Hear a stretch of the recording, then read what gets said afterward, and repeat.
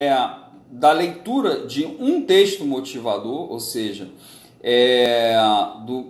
de um texto motivador, que no caso aqui é um trecho de uma lei no Enem 2016, como dali a gente pode extrair elementos para fazer toda a estrutura da nossa redação, tá? Então eu vou colocar aqui, de novo, aqui o trecho que a gente vai examinar, que é esse aqui, certo?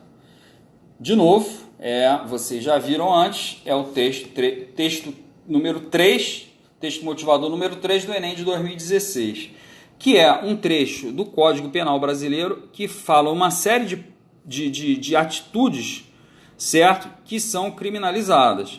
Escarnecer de alguém publicamente por motivo de crença, impedir ou perturbar cerimônia ou prática de culto religioso, vilipendiar publicamente ato ou objeto de culto religioso. Muito bem, a gente está analisando o Enem de 2016, que como a gente viu, certo? O tema dele é a intolerância religiosa no Brasil, certo? A gente já viu que o problema é sempre a falta de um bem. Qual é o bem que está em falta aqui no caso? É a falta de liberdade religiosa. Por quê? Se o cara é atacado na rua toda vez que ele sai com a roupa da religião dele, ou se o templo dele toda hora é atacado, o pessoal taca pedra, taca fogo, etc., o cara vai ficar com medo de praticar a religião dele. Então falta o quê? Qual é o bem que está em risco? A liberdade religiosa, certo? Então, muito bem. A gente definiu bem qual é o nosso problema, a falta de liberdade religiosa, a intolerância religiosa, certo? Muito bem. O que a gente viu na dica, na aula anterior que eu dei, né, que o texto, quando é um texto de uma lei penal, certo? Como esse aqui, olha só, que ele estabelece uma pena, é um trecho do Código Penal Brasileiro. Sempre que isso acontece, a gente está diante de causas do problema, certo? Então, se o problema é intolerância religiosa, olha só, ele está dando várias causas aqui, ó. É as pessoas que escarnecem de outras por causa de religião, tentam impedir cerimônias, vilipendiam, quer dizer, atacam, ofendem os atos ou objetos de culto da religião dos outros, etc. E aí ele ainda acrescenta aqui embaixo o seguinte, olha só. Detalhe, se há emprego de violência, a pena é aumentada, tá? Porque, né, às vezes você pode fazer essas coisas aqui sem violência, né? Algumas dessas coisas, por exemplo, escarnecer de alguém, você faz, dá uma debochada, conta uma piada, sem violência. O que ele está dizendo aqui embaixo, ó, se tiver violência, a pena vai ser pior, tá, meu amigo? Então, isso, a gente já tem causa suficiente para tratar no desenvolvimento da nossa redação. Vocês percebem? O que o texto motivador do Enem faz é sugerir para a gente, certo? Coisas que, notem, a gente não vai copiar. Nós é que vamos desenvolver essas coisas, certo? A gente vai realmente dar um tratamento, desenvolver, explicar no curso da nossa redação. Mas o que o texto motivador está aqui para fazer é já dar uma dica, certo? Em suma, das coisas essenciais que uma redação sobre esse tema tem que atacar, entendeu? Agora, quem vai desenvolver é você, no final das contas.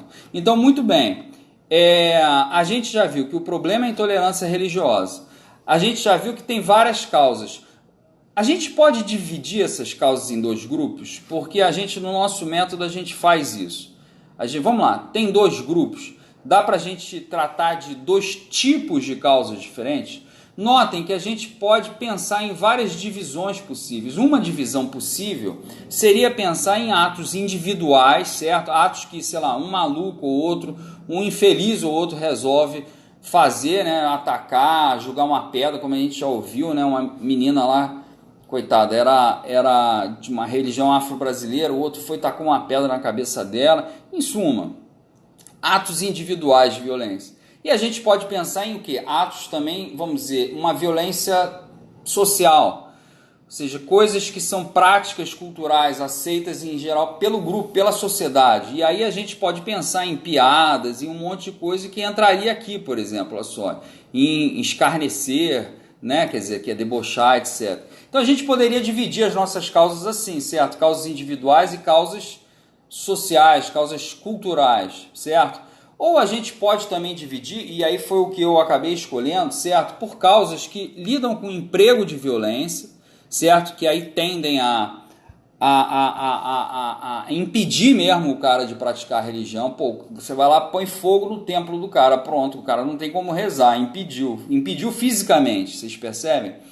Mas tem também outras causas que são sutis, não impedem o cara de fazer nada, mas assim atrapalham. Então, por exemplo, discriminação, certo? Piada ou discriminação no emprego, por exemplo. Você não está impedindo nada, o cara pode ter a religião que ele quiser, mas nota que, pô, se ele tiver aquela religião vai ser mais difícil dele conseguir emprego, por exemplo. Entendeu? Perceberam o problema? Então foi isso que eu resolvi, dessa maneira eu dividi as causas. E aí, gente, qual é o próximo passo? É a gente escrever no rascunho as 4 frases estruturais, que são a estrutura da nossa redação. Tá? Lembrando que no nosso e-book, certo? Que pode ser baixado, né, gratuitamente, o link está na nossa bio no Instagram ou aqui na descrição do vídeo. Você baixa o e-book gratuitamente e ele explica quais são as 4 frases estruturais, certo? E as 4 frases estruturais são o esqueleto da redação, certo? São as frases mais importantes de cada um dos 4 parágrafos. Então você começa com a frase tese, que é a que traz a tese. A tese é uma frase que liga o problema às causas.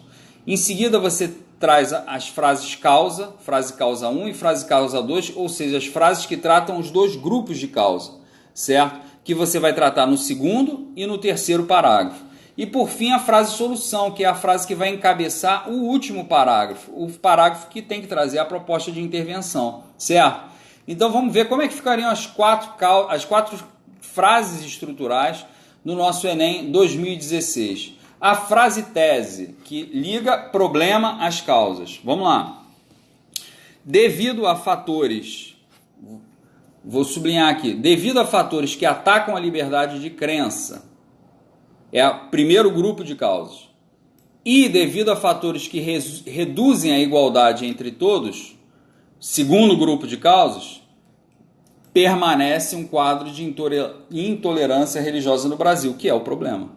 Olha só, gente, perceberam o que eu fiz? Assim se faz uma boa tese. Você liga os 2 grupos de causa ao problema. Você estabelece a conexão. Qual é a causa desse problema? São essas e essas. Os 2 grupos que a gente viu, certo? O primeiro grupo, fatores que atacam diretamente a liberdade de crença, ou seja, impedindo, né, fisicamente do cara ir no culto dele, etc. E o segundo grupo, fatores que reduzem a igualdade entre as pessoas. Discriminação, por exemplo.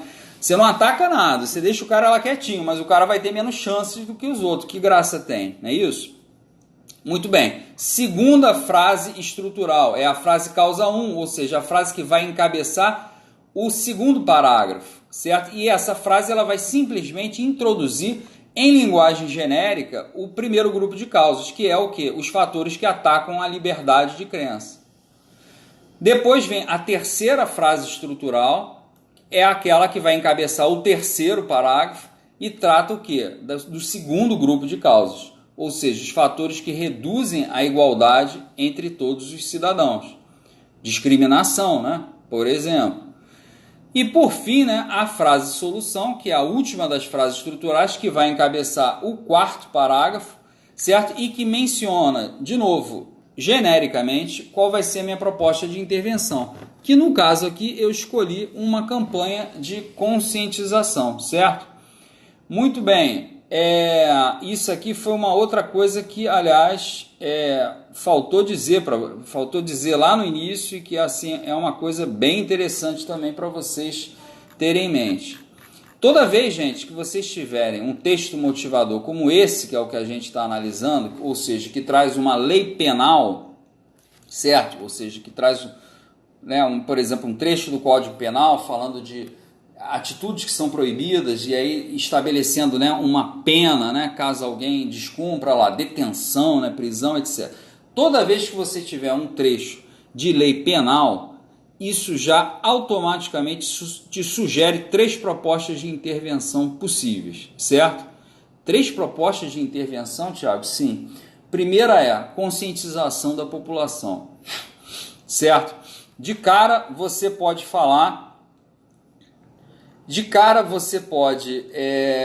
propor algum tipo de campanha de conscientização, cartazes ou veiculação de anúncios na mídia, etc., que mostre para a população, olha só, tá errado fazer tal coisa. Parecia que o pessoal achava que era tranquilo, tudo bem, mas não é tudo bem não. Ó, e tem uma lei, tem pena, tu vai em cana, meu filho, entendeu? Então assim, campanha de conscientização. Toda vez que você vir uma lei penal, tá entendendo? Você já sabe que de cara você pode pensar em campanha de conscientização como proposta de intervenção. Segundo a proposta que você pode pensar, medidas complementares para ajudar aquela lei a pegar. Por exemplo, será que é necessário outras leis menores para regulamentar, para dizer quem tem que fiscalizar, se é o Estado, se é o município, é a polícia que prende ou é a guarda municipal, etc. Entendeu? De repente precisa de outras leizinhas. Ou outras medidas, como fiscalização, por exemplo. Não adianta você ter uma lei seca muito boa se você não paga lá grupos de fiscais para ficar na rua, na estrada, parando as pessoas, pedindo documento, pedindo para o cara soprar o bafômetro, fiscalização. Então, medidas complementares para aquela lei pegar. É uma segunda proposta de intervenção possível. E, por fim, uma terceira proposta de intervenção possível é um maior rigor na aplicação dessa própria lei, porque às vezes você tem uma lei, mas que é lei morta. E aí também você pode argumentar, e você pode bolar a tua proposta, tá entendendo? Pode até ser, quem sabe, fazer uma nova lei, ou tentar incluir a sociedade, fazer com que a sociedade se engaje, certo? Para aquela lei poder deixar de ser lei morta, pegar. Então, gente, essa é a última dica que eu queria dar hoje. Toda vez que vocês virem uma lei penal, certo? Como um trecho do Código Penal brasileiro, que é uma lei que estabelece penas, etc., para delitos. Primeiro lugar, você já sabe que ele está falando de causas do problema. E essas causas são diretamente o que você vai ter que tratar no desenvolvimento da tua redação. Então já pega ali, ó, tá falando das causas, é isso que eu vou ter que tratar no segundo e no terceiro parágrafo. E em segundo lugar, ele está te dando de bandeja a sugestão de possíveis propostas de intervenção, certo? Porque é muito claro, se você tem uma lei penal, uma lei que estabelece pena, e a coisa está pegando e o problema continua, então de cara, gente, ou você precisa de mais rigor na aplicação da lei, ou você precisa de medidas complementares, como fiscalização, etc., ou você precisa conscientizar a população, engajar a população, etc.